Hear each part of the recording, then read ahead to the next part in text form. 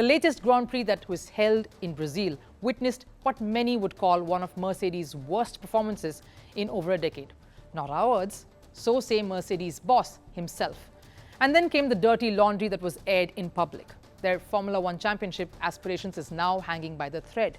This setback is just microscopic reflection of Mercedes' struggle throughout the entire season, especially as it's just winding down. The blip indicates a larger worrisome picture for Hamilton and his team. The team's vulnerabilities have come to the forefront. Toto Wolff unleashed his fury post the race. Hamilton lambasted the car's designing. It just shows how the team is losing its stronghold in Formula One. Our next report tells you the story behind it.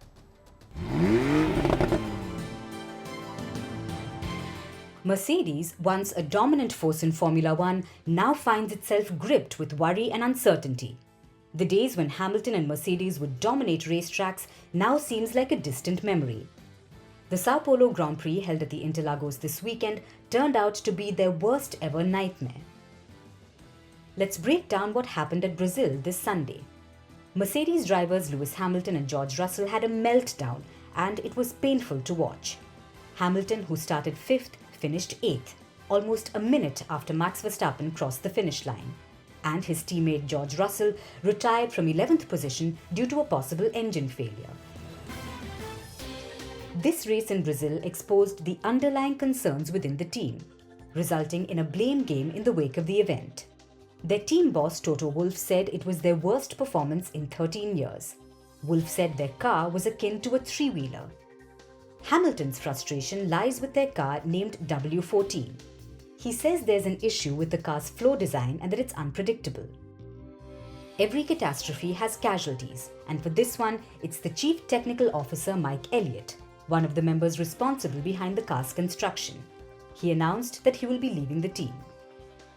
When Hamilton and Russell were headed to the Brazilian GP, they were brimming with confidence and optimism. Mercedes had won the Grand Prix in the same venue last year, and Hamilton claimed the second spot in the previous 2 races in the US and Mexico this season. I love this track. I know the track is, it's just such a cool track.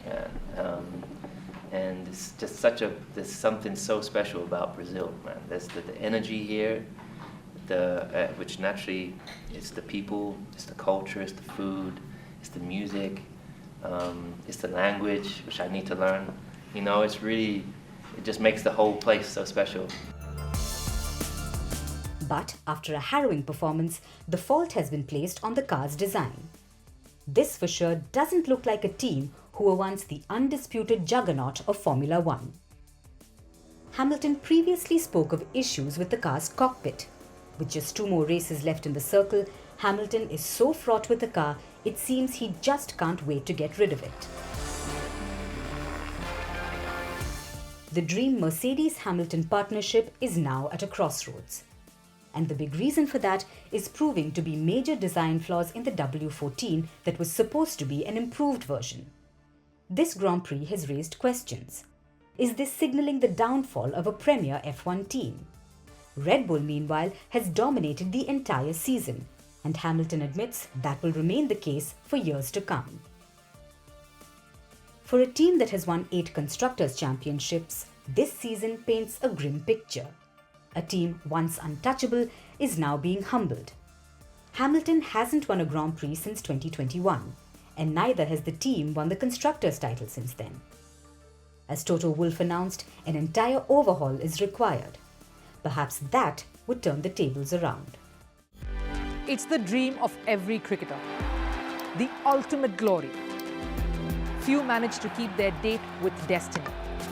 But for many, it's been heartbreaks and a cross to bear. The Holy Grail is here in India. I'm Rupha Ramani, and Firstpost brings you the ringside view. We bring you the Cup of Dreams, Cricket World Cup coverage like never before.